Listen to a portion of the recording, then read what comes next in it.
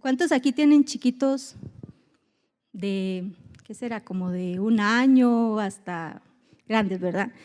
Nosotros como papás, generalmente con los chiquitos, jugamos con rompecabezas. Yo creo que levante la mano cuál papá o cuál hermano, cuál primo, cuál tío, lo que sea, ha jugado rompecabezas.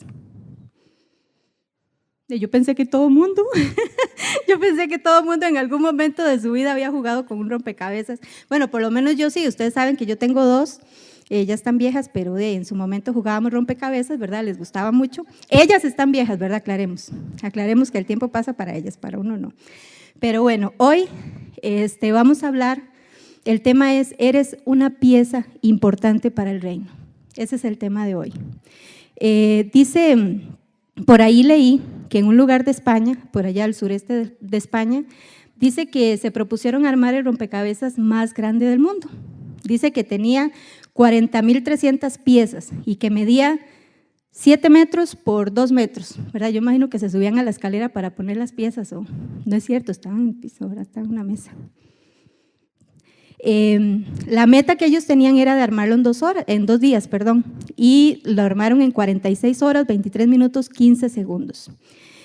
Yo me ponía a pensar, yo me acuerdo cuando yo me frustraba un poco armando rompecabezas porque no encontraba las piezas, ¿verdad? Entonces empezábamos con las orillas y ya luego íbamos a ir por los colores y todo el asunto. Pero nos sucedía algo, o sea, la pieza o la poníamos donde iba o no calzaba, ¿verdad? Teníamos nosotros una vecina, gracias Señor por eso. Teníamos una vecinita, tenía Raquel unos 4 años, yo creo, la vecinita tenía unos 5. Y había un rompecabezas en la mesa, ¿verdad? Lo estábamos armando. Y ella agarró una pieza y la puso así y le hacía así, ¿verdad? Y yo le decía, ¿qué está haciendo? Estoy armándolo. Le digo yo, pero es que no va ahí. Y vieras que con todo el Señor nos habla. O sea, en realidad nosotros tenemos un lugar en el reino que no tiene nadie más. Tiene nuestra forma y nadie más lo puede ocupar. Quiero hablarles de alguien que es un experto en poner piezas en su lugar. Dice la palabra que Él vino a traer el reino a esta tierra. ¿Y cuál otro sino Jesús? Pero vamos a dar un repaso así pequeñito, escueto. Hoy es domingo y podemos usar palabras de esas, para hablar un poquito sobre Jesús. Pero no podemos hablar de Jesús sin antes hablar de quién preparó el camino del Señor, ¿verdad? O sea, todos nosotros sabemos, desde que estamos en la escuelita, ¿cuántos aquí fueron a la escuelita en algún momento? Yo en algún momento fui, ¿verdad? Ustedes no, ni modo, se lo perdieron, pero ahí en la escuelita aprendimos que el primer milagro que Jesús hizo, ¿cuál es? ¿Cuál fue? En las bodas de Caná, ¿verdad? Ahí fue el primer milagro. Pero dice que para llegar a ese momento hubo un camino que fue preparado, dice, por Juan el Bautista. Nosotros sabemos que el inicio de su ministerio fue un mensaje completamente nuevo en tierras palestinas. Dice que su ministerio impactó toda la región. Pero ¿qué decía la profecía acerca de este comienzo, verdad? Vamos a leer Mateo 3 del 1 al 3, creo que por ahí lo tenemos.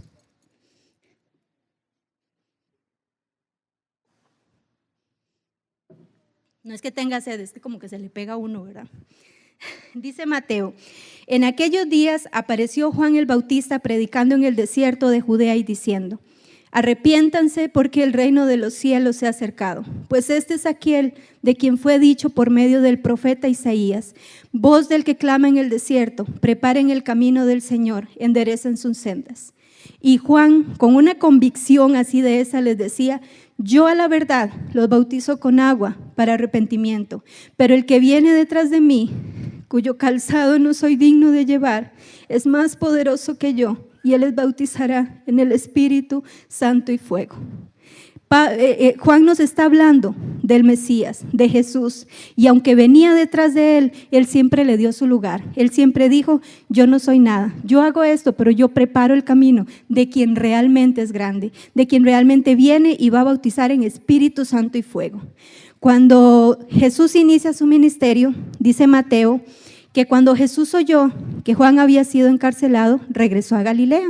Y habiendo dejado Nazaret, fue y habitó en Capernaum, ciudad junto al mar, en la región de Zabulón y Neftalí, para que se cumpliera lo dicho por el profeta Isaías, diciendo, tierra de Zabulón y tierra de Neftalí, camino del mar, al otro lado del Jordán, Galilea de los gentiles. El pueblo que moraba en tinieblas vio gran luz, A los que moraban en región y sombra de muerte, la luz les amaneció. Desde entonces Jesús comenzó a predicar y a decir: arrepiéntanse, porque el reino de los cielos se ha acercado. O sea que ya no lo decía Juan, lo decía Jesús. Y Jesús decía: el reino de los cielos se ha acercado.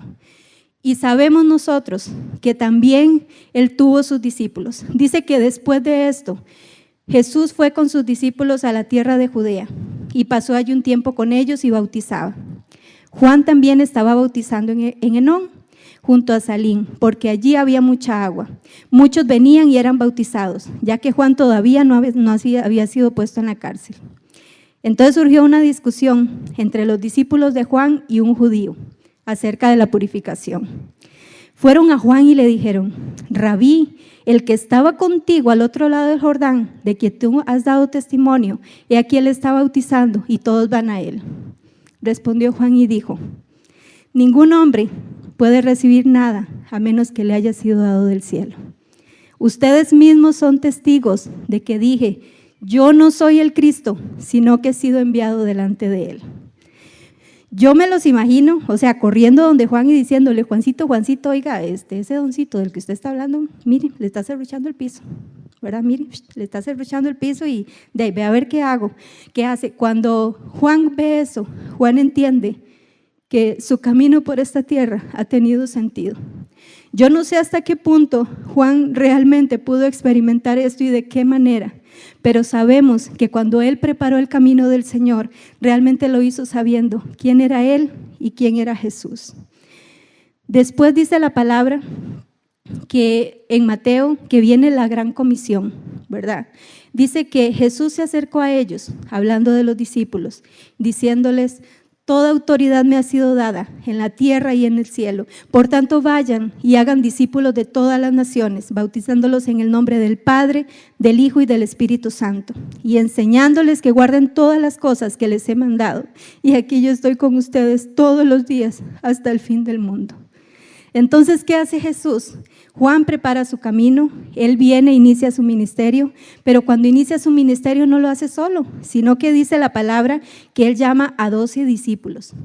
Por ahí pregunté, ¿verdad? Porque de ahí uno no sabe mucho palabras de ahorita, yo sé las palabras de aquel entonces, ¿verdad?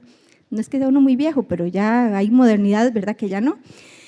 Y en realidad yo pude entender que los discípulos eran la crema innata de la sociedad, que eran queridos por todos, que les caían bien a todo el mundo, que eran hombres geniales, que eran de la realeza, que eran eruditos y que eran pro. Ayer aprendí que era eso, yo no sabía, ¿verdad? Ayer aprendí que eran pro, pero los discípulos eran pro. Pero déjenme decirles que no, en realidad no, en realidad Jesús no buscó personas así, Jesús buscó personas diferentes. Y yo creo que nosotros hemos leído sobre los discípulos y sobre quiénes eran. O sea, en realidad algunos tenían hasta su reputación ahí medio manchada, ¿verdad? Medio cochambrosa, ¿verdad? Y yo le preguntaba al Señor: Señor, ¿qué fue lo que viste en ellos? Y así inmediatamente el Señor nos dice: tanto a ustedes como a mí. ¿Saben qué vio el Señor? Lo mismo que ven nosotros hoy. Necesidad, corazones dispuestos. O sea, ve exactamente lo mismo, porque la palabra dice que Él no ve lo que está frente a los ojos, sino que mira el corazón. Y realmente quien se sienta tan bueno como para que Jesús lo llame, doble rodillas, porque en realidad estamos equivocados. Porque ¿quién necesita del Señor? ¿Quién necesita del sanador sino los enfermos? Esos son los que realmente necesitan. Eso fue lo que Dios vio en ellos. Dice que ellos pasaron a formar una pieza importante para el reino, la pieza perfecta, faltante para completar este rompecabezas llamado reino. Cuando Jesús desde su inicio nos enseña a poner en práctica el plan de Dios para la humanidad, el Hijo de Dios nos muestra con el ejemplo, con hechos, las nuevas etapas que el Padre tiene preparadas y diseñadas en su nuevo pacto. Pero ¿saben qué es lo mejor de todo esto? Que el Señor nos confrontaba porque Juan preparó el camino, Jesús hizo su obra y preparó a los 12. Pero ¿y nosotros? ¿Qué hay de nosotros? ¿Qué pasó con nosotros? ¿Qué pasó desde los tiempos del Nuevo Testamento hasta el día de hoy? ¿Qué pasó con esos discípulos que seguían a Jesús, que en su momento dudaron, que en su momento se dispersaron incluso, pero que recordaron quién era su maestro y que obedecieron lo que Jesús les había dicho? Y que dice que en algún momento Pedro, lleno del Espíritu Santo, se levanta y abre su boca. O sea, el menos de ahí, erudito, el menos pro, ¿verdad? De ellos, se levanta y su boca es llena del Espíritu Santo y habla, y miles de personas se convierten. Exactamente igual que nosotros. Cuando yo llegué al Señor, bueno, ustedes saben que yo vivía en otro lugar, ¿verdad? En Limón, me vine para Palmares, tengo casi 30 años de vivir aquí en Palmares, y el Señor me confrontaba precisamente en cuanto a eso, en cuanto a cómo realmente las palabras que yo he hablado realmente han impactado a otras personas, que han hecho mis palabras. La semana pasada el Paz decía, y lo puse literalmente, no es solo pensar que con el testimonio vamos a ganar a otros para Cristo. Tenemos que hablar, porque las buenas nuevas se hablan, porque cuando Jesús se levanta y dice arrepiéntanse porque el reino de los cielos se ha acercado, lo habló, no solamente véanme como yo, no, también lo habló. Las palabras venían acompañadas de hechos y la palabra debe ser hablada. Obviamente debe ir acompañada con el testimonio, ¿verdad? Dice Juan 17, ellos no son del mundo, como tampoco yo soy del mundo. Santifícalos en la verdad, tu palabra es verdad. Como tú me enviaste al mundo, yo también los he enviado al mundo, y por ellos yo me santifico, para que ellos también sean santificados en la verdad. Mas no ruego solo por estos, sino también por todos los que hemos de creer, todos los que han de creer en mí por la palabra de ellos. O sea, por el mensaje de los discípulos, por el mensaje de ellos, es que nosotros hoy hemos creído. Por eso estamos en este lugar hoy, porque alguien nos habló en algún momento de Dios, porque en algún momento alguien nos dio el mensaje de las buenas nuevas. Yo pienso en los discípulos y yo digo, bueno, vivieron momentos difíciles como nosotros, tal vez no se enfrentaron a situaciones como las que nos enfrentamos nosotros hoy, pero se enfrentaron a otras más difíciles, se enfrentaron a situaciones muy duras.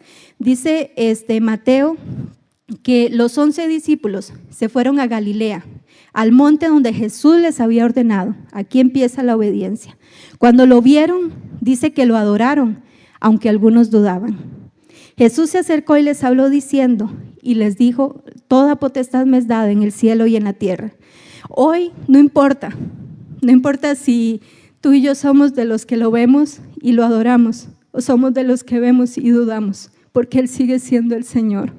Porque independientemente de lo que nosotros hagamos o dejemos de hacer, Él sigue siendo el Señor. El mismo que vino a la tierra, el mismo que murió en una cruz, el mismo que fue levantado de la tumba, y que dijo, me voy a preparar morada, pero les dejo a mi Espíritu Santo. Ese es el Señor.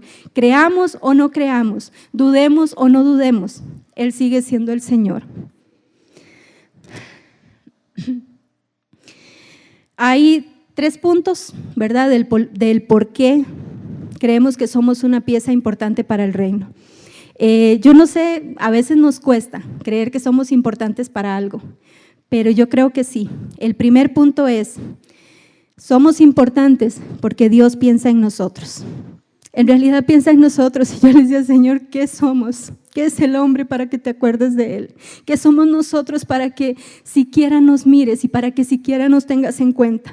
Cuando Él piensa en nosotros, dice la palabra que lo hizo antes de la fundación del mundo, antes de que todo fuera creado. Efesios 1:4 dice, según nos escogió en Él antes de la fundación del mundo, para que fuéramos santos y sin mancha delante de Él. Siempre estuvimos en la mente de Dios. Y si para ti eso no es importante, si para ti eso no te hace en realidad creer y detenerte un momento y pensar cuán importantes somos para que el Dios del universo, el que todo lo hizo, el que todo lo sabe, me tenga en su mente y que piense en mí, que piense en este ser humano, con defectos miles, muchos, pero cuando entendemos que estamos en la mente de Dios, entendemos que somos importantes para este reino. Nos incluye en su plan. Dice Jeremías, mis planes para ustedes solamente yo los sé, y no son para su mal, sino para su bien. Voy a darles un futuro lleno de bienestar. Cuentan por ahí una anécdota real, por ahí la leí, de un abuelo, ¿verdad? Que estaba muy emocionado porque de ahí tenía una nieta, era su primera nieta, ¿verdad? La nieta podía tener unos 5 añitos por ahí. Y él vio, ¿verdad? Estaba buscando en internet esos abuelos modernos y se encontró que podía comprar un caballito, ¿verdad? De esos que son de armar, y pues lo mandó a traer. Ahí decía que era súper fácil, que en 1 hora podía armarlo, ¿verdad? Entonces él se arriesgó, mandó a traer el caballito y le dijo a la nieta que le había traído un regalo y que ya casi se lo daba. El señor agarra y tira todo el paquete, ¿verdad? Y ve las piezas y coge las instrucciones y las pone a un lado y empieza a armar el asunto. Para no cansarlo, ¿saben cuánto duró? 1 semana. Y yo no sé si ustedes se pueden imaginar la frustración que él tenía y de tener a la chiquita a la par. ¿Ya? Abuelo, ¿ya? Abuelo, ¿cuándo me puedo subir? Abuelo, ¿ya terminaste? No, yo casi termino. O sea, la frustración que tenía, y dice que cuando él terminó de armarlo, porque terminó, ¿verdad? Obviamente tenía a la nieta ahí, él terminó, dice que agarró un cheque, lo llenó por la cantidad que valía el caballito, lo partió en 1000 pedazos, lo echó en un sobre y se los mandó a los fabricantes y les dice, tomen, armen esto en 1 hora, aquí. Cuando uno cree que puede ser un experto en esto de armar cosas que alguien más fabricó, estamos tan equivocados. Yo no sé si algún momento ustedes han comprado mínimo un closet, que dice, esto es súper fácil y usted ve las piezas todas iguales y como que todas calzan en el mismo lugar y a fin de cuentas no sirve. Y termina armándolo, pero se frustra a veces. Hay un fabricante que nos creó y que sabe dónde va cada pieza. El problema es cuando nosotros queremos ser el fabricante y queremos nosotros poner las piezas en el lugar que nosotros creemos que va y estamos como la chiquita dándole ahí al rompecabezas para que la pieza quepa. Él es el fabricante. Dice la palabra que fue su voluntad crearnos. Apocalipsis dice, Señor, digno eres de recibir la gloria, la honra y el poder, porque tú creaste todas las cosas y por tu voluntad existen y fueran creadas. Colosenses dice, porque en Él fueron creadas todas las cosas, las que hay en el cielo, las que hay en la tierra, visibles e invisibles, sean tronos, sean dominios, sean principados, sean potestades, todo fue creado por medio de Él y para Él. Fue su voluntad crearnos. Ninguno de nosotros estamos aquí porque simplemente de ahí hubo una unión ahí en lo físico y todo el asunto, no. En la mente de Dios estábamos desde antes de la fundación del mundo y fue su voluntad crearnos. Dice que también Dios nos tiene presente. El Salmo 8 dice, cuán grande es tu nombre en toda la tierra. Has puesto tu gloria sobre los cielos. De la boca de los niños y de los que maman fundaste la fortaleza a causa de tus enemigos, para hacer callar al enemigo y al vengativo. Cuando veo tus cielos, obra de tus dedos, la luna y las estrellas que tú formaste, digo, ¿qué es el hombre para que tengas de él memoria? Y el hijo del hombre para que lo visites. Lo has hecho poco menor que los ángeles y lo coronaste de gloria y de honra. Y si crees que no somos importantes, la palabra dice que nos coronó de gloria y de honra. ¿Lo merecemos? No, pero Él dice que nos coronó. ¿Y saben qué es otra cosa que yo decía? Dios mío, ¿cómo es posible? El Señor me decía que Él confía en nosotros. Él confía en nosotros, desde siempre lo ha hecho, a pesar de cómo el hombre sea y a pesar de cómo nosotros seamos, a pesar de cómo fueron los que estuvieron antes que nosotros, a pesar de cómo seamos nosotros y a pesar de cómo sean los que vienen en el futuro, dice que Él confía en nosotros. Dice que lo hiciste señorear sobre las obras de tus manos, todo lo pusiste debajo de sus pies, ovejas, bueyes, todo ello, y asimismo las bestias del campo, las aves del cielo, los peces del mar, todo cuanto pasa por los senderos del mar. Jehová nuestro Dios, cuán grande es tu nombre en toda la tierra. Puso en nuestras manos su creación. Lo que Él creó, lo puso en nuestras manos, confía en nosotros. Dice también que nos llama amigos. Eso nos dice Juan, ustedes son mis amigos si hacen lo que yo les mando. Oiga la condición. ¿Por qué? Porque ya no los llamo sirvientes, porque un sirviente no sabe lo que hace su jefe. Los llamo amigos porque les he contado todo lo que me enseñó mi Padre. Nosotros sabemos que toda amistad es recíproca. ¿Quién aquí puede decir que tiene un amigo? Así, quiero ver manos. ¿Quién puede decir aquí que mínimo tiene un amigo? ¿Quién tiene 2? ¿3? Híjole, va como para abajo el asunto, ¿verdad? Cuando uno llama a alguien amigo, realmente uno tiene que preguntarse, bueno, tengo amigos, y eso va para mí primero, ¿verdad? Porque la palabra dice que el que quiere amigos ha de mostrarse amigo. Quiere decir que si yo quiero amigos, yo tengo que ser amigo también, porque esto es algo recíproco. Dios ya es nuestro amigo, seamos nosotros amigos de Dios. Somos amigos de Dios, Dios es nuestro amigo. Dice la palabra también que, bueno, antes de eso, recuerdo algo que vi un día de estos, en Semana Santa tuve así como mucho tiempo libre, y había una película hace mucho que quería ver, se llama Dios no está muerto, la 2, ya yo había visto la 1, pero quería ver la 2. Me gustó mucho, el argumento está mucho mejor que la 1, ¿verdad? Para mí, mi pobre apreciación, pero hay una frase, no les voy a hacer spoiler, pero hay una frase dentro de lo que ella estaba pasando, el abogado se le acerca y le dice, ¿usted está dispuesta a ser expuesta ahí en público, a ser juzgada por las leyes, a que personas saquen su vida y todo esto? Ahora estoy parafarseando. Y ella se quedó pensando y ella respondió, sí, prefiero estar con Dios y ser juzgada por el mundo que estar con el mundo y ser juzgada por Dios. Y de veras yo decía, Señor, es cierto, cuán difícil es comprender que no somos de este mundo, cuán difícil es entender que Él nos llama amigos y nuestros amigos hablan de nosotros. Yo no sé, por lo menos desde que yo recuerdo a mi abuelita, siempre decía, tenga cuidado, dime con quién andas y te diré quién eres. Si nosotros caminamos con el Señor, ¿qué van a decir que somos nosotros? Locos, panderetas, de todo lo que nosotros nos imaginemos, porque en realidad no van a ser siempre cosas buenas, pero ¿qué importa? Prefiero estar con Dios y ser juzgado con el mundo que estar con el mundo y ser juzgado por Dios. Es a Él a quien tenemos que agradarle. También dice la palabra que Él nos da sus talentos. Y todos sabemos que la palabra dice que el que es fiel en lo poco, sobre mucho le pondrá, ¿verdad?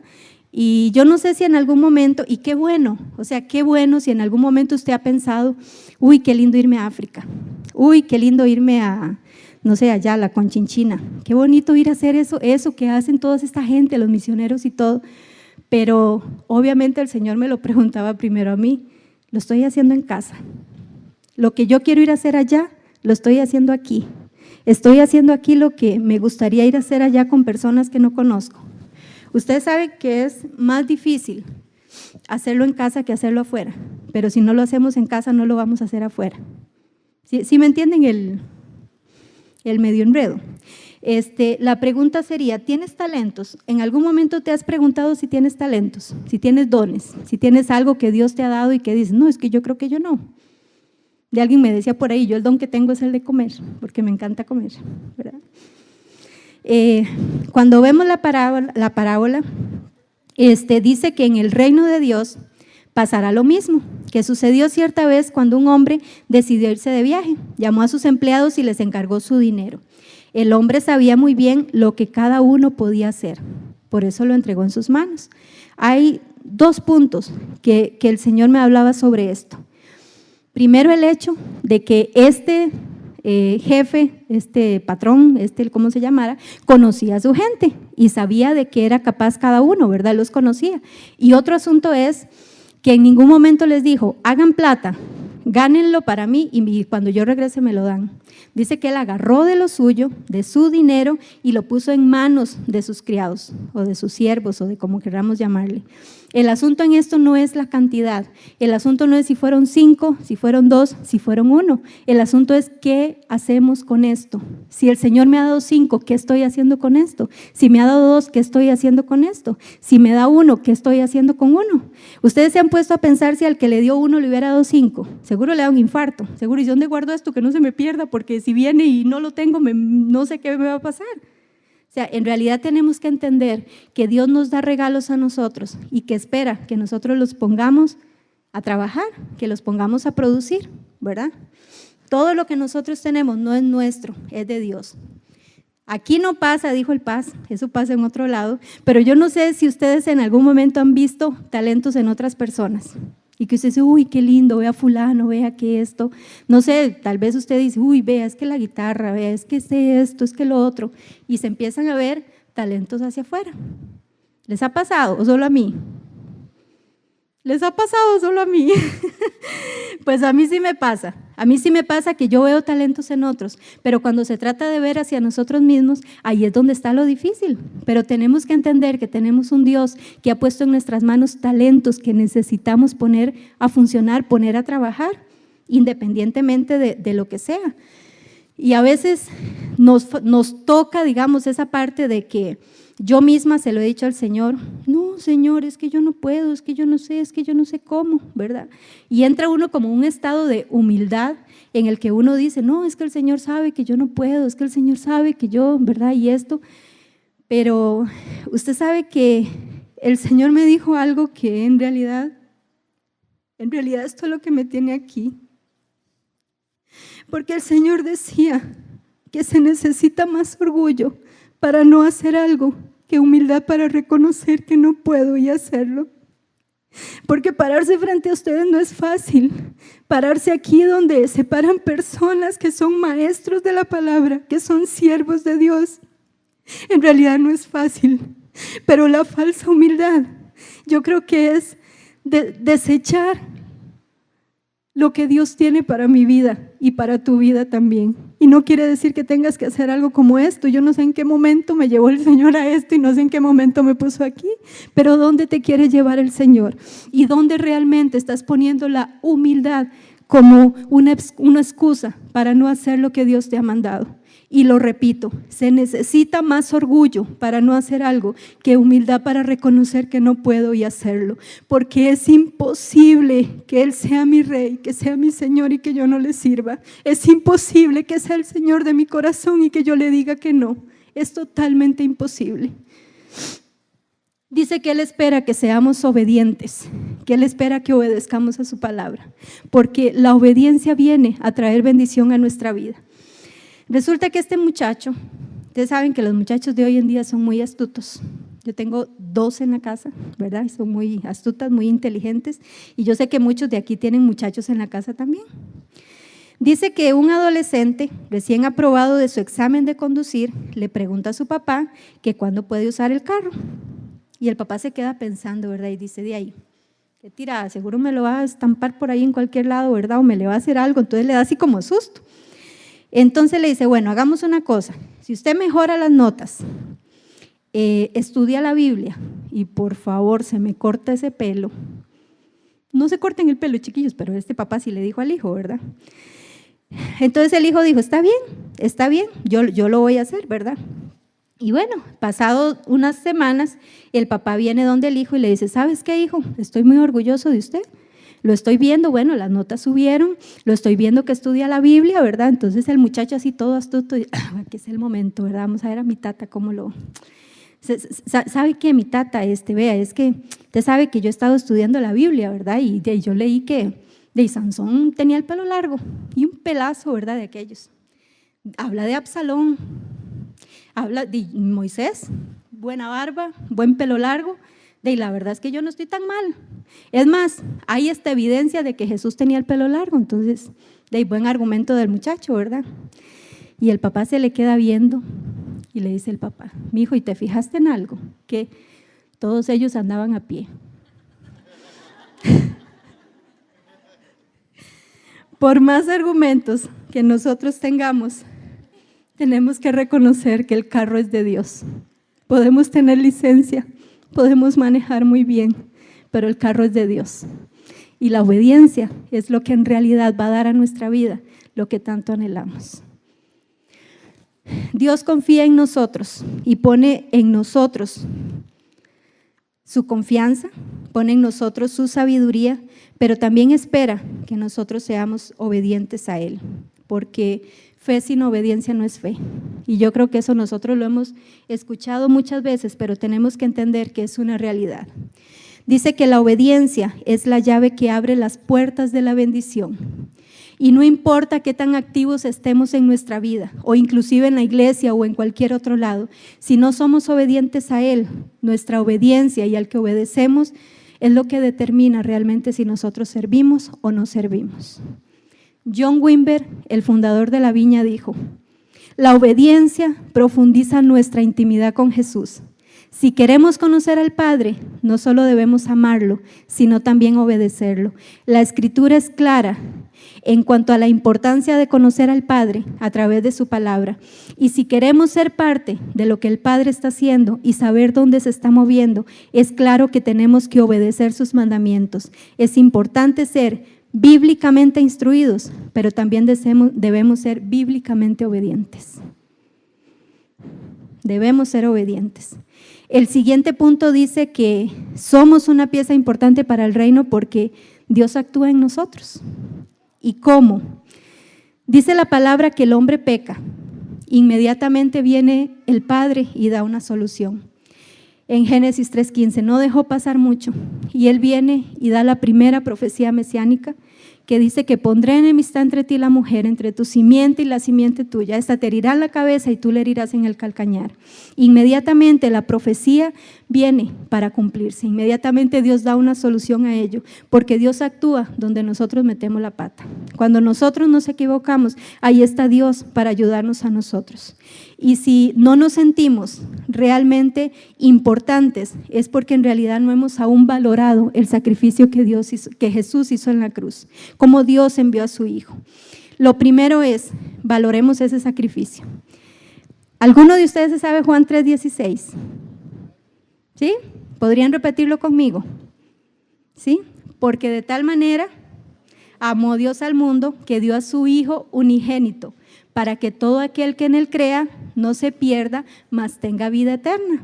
Yo creo que de la Biblia es el versículo que la mayoría de nosotros conocemos, sin embargo lo valoramos, es la palabra. Porque de tal manera amó Dios al mundo. ¿A quién se refiere? O sea, se refiere a nosotros, se refiere a los que están allá afuera, se refiere a los que fueron, a los que serán, se refiere a todos, a todas las personas de este mundo. Dios nos amó. Valorar ese sacrificio es entender que haber dado lo más importante para Él nos lleva a darle a Él lo mismo. ¿Qué es lo más importante que tú tienes ahorita?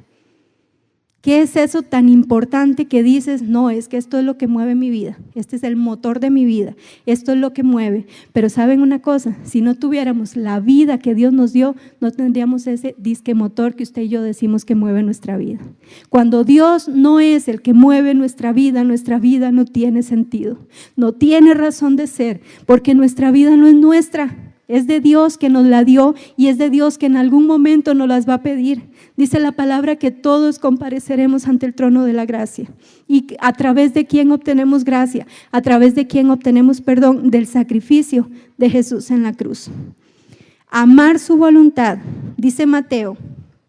Pasando un poco más adelante, se postró sobre su rostro, orando y diciendo: Padre mío, de ser posible pase de mí esta copa, pero no sea como yo quiero, sino como tú. Vuelve a decir Mateo, por segunda vez se apartó y oró diciendo: Padre mío, si no puede pasar de mí esta copa sin que yo la beba, hágase tu voluntad. Y si el Hijo de Dios vino a hacer su voluntad a esta tierra, ¿por qué nosotros no vamos a hacer la voluntad de Dios? Y no solo hacerla, sino amar la voluntad de Dios. Yo no sé si en este momento estás viviendo alguna situación difícil o algún momento en el que tú dices, qué difícil esto, porque yo sé que todo está en manos de Dios, que nada se mueve si no es por su voluntad. Pero qué difícil amar esto, qué difícil aceptar esto y amar esta voluntad que ha sido de Dios para mi vida. Pero cuando yo me imagino esta escena y yo me imagino a Jesús postrado diciendo: Señor, no quiero pasar esto, pero si es tu voluntad que yo lo haga, yo lo hago, porque no es lo que yo quiera, sino lo que tú me has enviado a hacer. ¿Cuántos estamos dispuestos en esos momentos a amar la voluntad de Dios de tal manera que le digamos: Señor, si tengo que pasar esto, no importa, porque lo que quiero es hacer y amar tu voluntad, no lo que yo quiero, sino lo que tú quieres y como tú quieres hacerlo? La palabra nos llama a ser también de decisión firme, porque todos escuchamos en algún momento de nuestra vida que Jesús murió por nosotros, que derramó toda su sangre por nosotros. Dice que toda su sangre fue derramada en esa cruz y que sin arrepentimiento y que sin derramamiento de sangre no hay perdón de pecados. Yo creo que eso todos lo sabemos. Sin derramamiento de sangre no hay perdón de pecados. Pero ¿saben una cosa? Sin arrepentimiento no hay salvación. Y si no hay arrepentimiento en nuestra vida, la sangre que fue derramada no tiene sentido para nosotros. Porque si no nos arrepentimos, si no dejamos atrás todo lo que nosotros creemos que es importante, por lo más importante que es Jesús en nuestra vida, no tiene sentido el sacrificio de Jesús en nosotros. Dice Filipenses: haya pues en vosotros este sentir que hubo también en Cristo.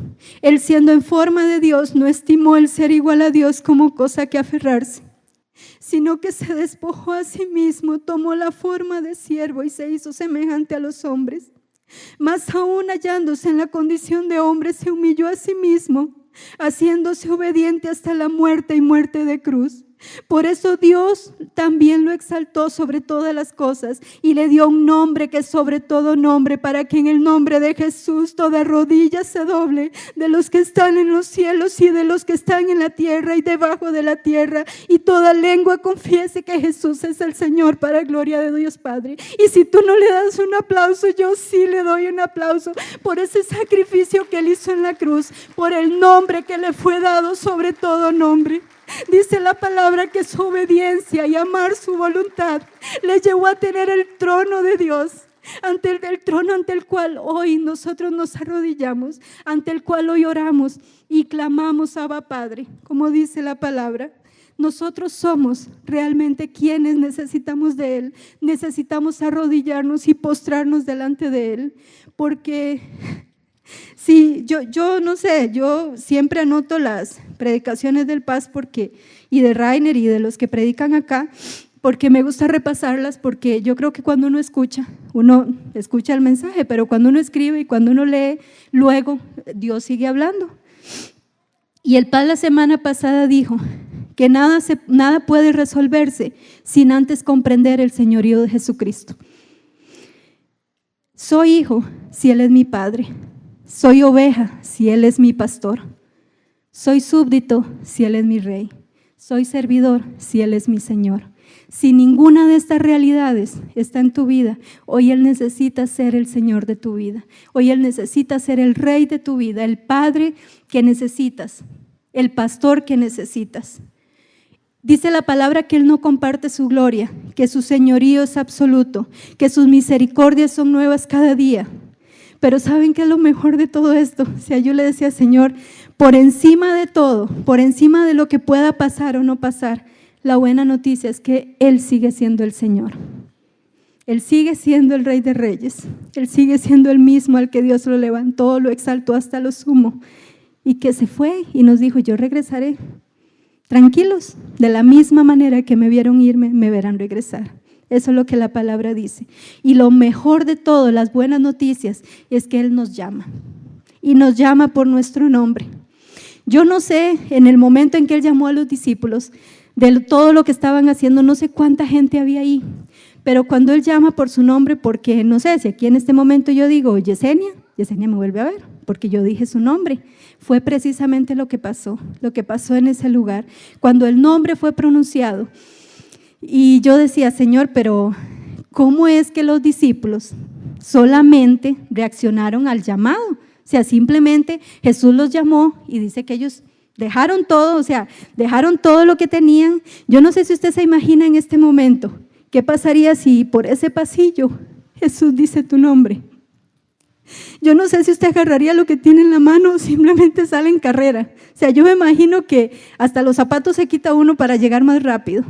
Eso fue lo que pasó, porque yo me imaginaba esa escena y yo solamente podía ver a los discípulos cuando escuchaban su nombre y volvían a ver, y lo que miraban eran los ojos del Hijo de Dios. Si el Señor te ha llamado y no has vuelto, no le has mirado, Es el momento que le mires, es el momento que mires a sus ojos, que mires a los ojos del Hijo de Dios, porque en el momento en que puedas ver sus ojos, desaparece toda excusa que podamos tener, desaparece toda excusa que podamos tener, que lo que dejamos en la casa, o sea, ellos estaban haciendo sus labores, dejaron una casa, dejaron sus cosas ahí, dejaron todo, sin embargo dice que dejando ahí las redes, le siguieron inmediatamente. Y Jesús no iba para la casa de ellos, que yo sepa. Jesús iba a cumplir lo que el Padre le había dicho. ¿Estamos dispuestos? Esa es la pregunta. ¿Estamos dispuestos? Dios nos llama a seguirlo, nos llama a que seamos sus seguidores, pero ser seguidor dice que es seguir sus pisadas, es seguir su camino, seguir su ejemplo, seguir su voz. Hablamos de un nuevo estilo de vida, de ser ciudadanos del reino de Dios, de realmente ser parte de los hijos de Dios. Cuando dice la palabra que cuando Jesús fue arrestado y Pedro andaba por ahí, ¿verdad? Andaba medio atarantado el pobrecito, y cuando le dicen, ¿usted andaba con Jesús? Y Pedro inmediatamente lo niega y dice, no, y le dicen, sí, porque tu hablar te delata. Es que si nosotros andamos con Jesús, es imposible que no nos delate nuestro hablar, nuestro caminar, nuestra expresión. Yo no sé si a usted en algún momento le han dicho, es que usted tiene algo especial, es que usted como que tiene algo bonito, que usted como que tiene algo. Eso se llama Jesucristo, no hay otra respuesta.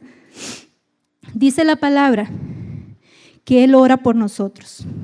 Nosotros entendemos que Jesús nos tiene en sus oraciones. Cuando caminamos en este mundo, yo no sé si a usted en algún momento le han dicho que usted camina como su papá o como su mamá o como algún hermano, como algún tío o algo así, ¿verdad? Ay Dios mío, es que pasa tan rápido el tiempo, porque ni siquiera había nacido Raquel, ¿verdad? No es que Raquel sea vieja, ¿verdad? Pero es que no había nacido todavía. Y yo todos los días caminaba a trabajar de Esquipulas a Buenos Aires. Siempre me topaba una señora. Esta señora iba con el chiquito de la mano. El chiquito podía tener estaba como en el kinder, podía tener unos 5 años, si no me equivoco. Bueno, ahí iba. La cosa es que esta señora, o sea, ella estaba apenas para participar en esas de atletismo, como se le llame, porque iba unas zancadas, mientras ella daba un paso, el pobre chiquito daba como 4 pasos, ¿verdad? O sea, iba en carrera. Lo más curioso de esto, el Señor me hacía recordar que años después yo me topaba el chiquito más grande y adivinen cómo caminaba el chiquito, como a trompa de loco, ¿verdad? Caminaba igual que la mamá, porque fueron años de correr detrás de ella y seguir el paso de ella. Hoy estás corriendo a trompa de loco, hoy estás caminando como Jesús caminó, hoy estás hablando como Él habla, hoy estás haciendo lo que Él nos mandó a hacer. Está reconociendo a la gente, porque yo vi a ese chiquito y yo dije, mire, es él y camina igual que la mamá. La gente, es cierto, nos va a juzgar, pero también la gente mira si somos realmente o no somos, porque nuestros hechos hablan. Juan 17:20 dice, pero no ruego solamente por esto, sino también por los que han de creer en mí por la palabra de Dios. Esta oración es realmente, yo creo, la que ha movido el mundo y la que nos tiene a nosotros hoy. Martín Lutero dijo, en verdad esta oración es sumamente conmovedora y entrañable. Nos abre la puerta más íntima de su corazón, tanto en cuanto a nosotros como en cuanto al Padre. Es tan sincera y tan simple, es tan profunda, tan rica y tan amplia, que nadie puede sondear sus profundidades. Él ora por nosotros y yo creo que ese es uno de los privilegios que nosotros gozamos hoy. Jesús nos recuerda que no somos de este mundo. Él nos recuerda que estamos en este mundo, pero como Él oró por nosotros, Padre, no te pido que los quites del mundo, sino que los guardes del mal. Tenemos que estar en este mundo, ser piezas importantes, piezas claves en este mundo, porque tenemos que estar en este mundo. Sin embargo, no somos lo que el mundo es. Vivimos en un mundo contaminado, es cierto, pero Juan 12 dice, yo la luz he venido al mundo para que todo aquel que cree en mí no permanezca en tinieblas. Caminamos en tinieblas, pero no tenemos por qué vivir en tinieblas. Necesitamos ser luz en medio de las tinieblas. La palabra dice que Él nos forma, Él nos envía, Él nos santifica. Dice que Él nos ha dado su palabra. Dice, y el mundo los ha odiado porque no son del mundo, como tampoco yo soy del mundo. Nosotros estamos de paso. estamos de paso y los años pasan. Aquí habrán gente de, no sé, de 15 años y habremos otros de un poquito más, ¿verdad? Pero sabemos que en este mundo estamos de paso. El mensaje de arrepentimiento no es solo para ti o para mí. Ser una pieza importante para el reino implica más que ser salvos. Implica llevar a otros el mensaje de arrepentimiento.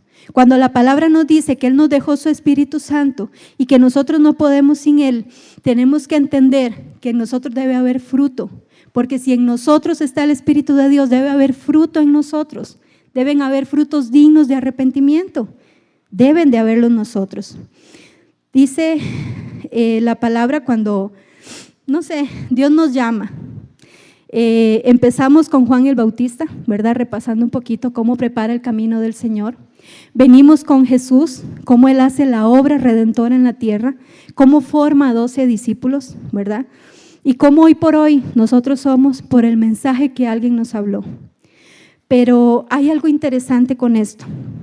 La excusa, yo creo que todos tenemos en algún momento, y si no me equivoco, pues voy a contarles esto. Cuentan que un día un peregrino se encontró con la peste y le preguntó que a dónde iba, y le dijo, voy a Bagdad. Le contestó esta, a matar 5,000 personas. Pasó una semana y cuando el peregrino se volvió a encontrar con la peste que regresaba de su viaje, le reclamó y le dijo, pero usted me mintió, usted me dijo que iba a matar a 5,000 personas y se murieron 50,000 personas. Y la peste respondió, no, a mí no me eche culpas que no son mías ni cargas que no son mías. Yo maté 5,000 personas, el resto se murió de miedo. El miedo, el temor, eso que a nosotros nos mueve a no hacer cosas, precisamente es lo que hace que en muchas ocasiones no caminemos y no hagamos lo que Él nos mandó a hacer. No sé si lo pronuncio bien, pero dice que Jean de La Fontaine, algo así dice que el hombre está hecho de tal manera que cuando algo enciende su alma, las imposibilidades desaparecen. Si el Señor enciende tu alma y enciende mi alma, en realidad las excusas que tengamos y los peros que podamos tener pasan a un segundo plano. Cambia el temor por la fe y permite que Dios te apasione a ser parte de tu reino. Somos una pieza importante para el reino, de este rompecabezas llamado reino. En el reino hay un espacio que tiene tu forma. Sin embargo, el reino no se manifiesta en alguien que no se ha arrepentido. Y tenemos que entender también que cuando el reino viene a nuestra vida, cuando Jesús viene a nuestra vida y cambia, transforma nuestro ser y hay arrepentimiento en nosotros, empezamos a caminar y empezamos a formar parte de este reino. Porque el reino no se manifiesta si no hay arrepentimiento en nosotros. Cuando Pedro caminó por el agua, cuando Jesús lo llamó, quiero leer esto literalmente. Dice, Pedro caminó en el agua, pero fue Jesús quien creyó en Pedro. La confianza de Dios en nosotros nos hace avanzar y la desconfianza nos paraliza. Dios tiene más fe de la que tú puedes tener sobre tu propia vida. Si estás pasando por una situación difícil, Él cree más que tú que esa situación se va a resolver. Él cree aún más en nosotros. ¿Alguna vez nosotros nos hemos preguntado, porque en realidad escuché esa expresión un día de estos, qué difícil llenar los zapatos de, pero el Señor quiere recordarnos que Él no nos va a dar un par de zapatos que no sea nuestro. Él nos da a cada uno nuestro calzado y nos invita a caminar y nos invita a dar frutos. Él no quiere que seas como otra persona. Él quiere que seas lo que Él te ha llamado a ser, que seas esa pieza importante que calce perfectamente en ese espacio que Él ha dado para ti, para formar este rompecabezas llamado reino. Pónganse de pie.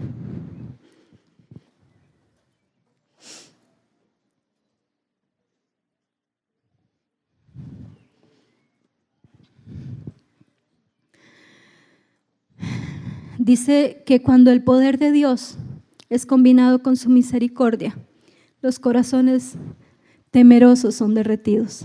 Eso dijo John Wimber. Y si hoy tú tienes mucho temor, si tienes mucho miedo, permite que el Señor derrita, que el Señor traiga a tu vida la misericordia, que el Señor traiga a tu vida la gracia, que el Señor traiga a tu vida lo que necesitas para que la duda, para que el temor, para que lo que haya en tu corazón sea derretido y que pueda realmente surgir lo que Dios quiere hacer en tu vida. Las condiciones, ¿cuáles son? Deja que Él lo haga.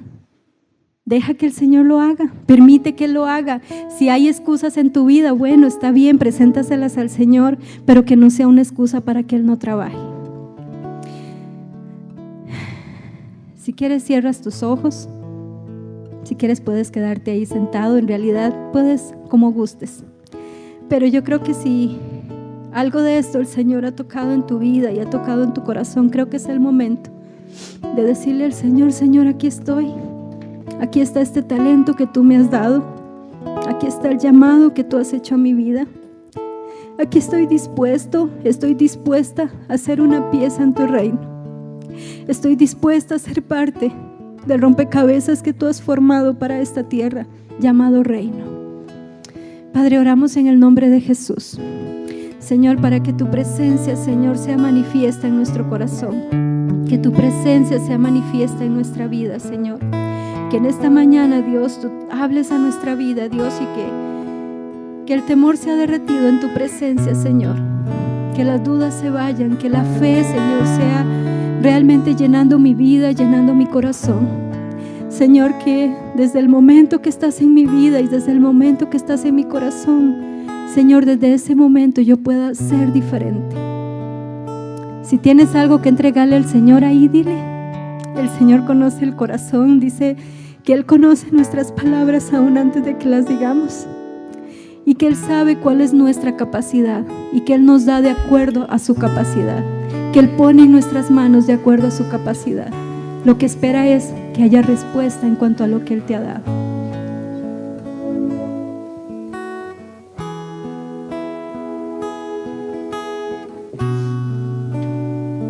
Señor, solo oramos: ven, Espíritu Santo. Oramos: ven, Espíritu de Dios. Ven, Espíritu de Dios, y visita el corazón dispuesto, Señor. Visita el corazón dispuesto, Señor. Santo, santo es Él. Levantamos nuestra alabanza al que el trono Incluso está. si quieres, puedes levantar tus manos al que reina, Santo, al que es el santo, Señor, santo, y Dios decirle: Santo, todopoderoso, ¿quién fue, quién es y quién vendrá? La creación hoy canta y damos gloria a Él. Tú eres digno por siempre y siempre.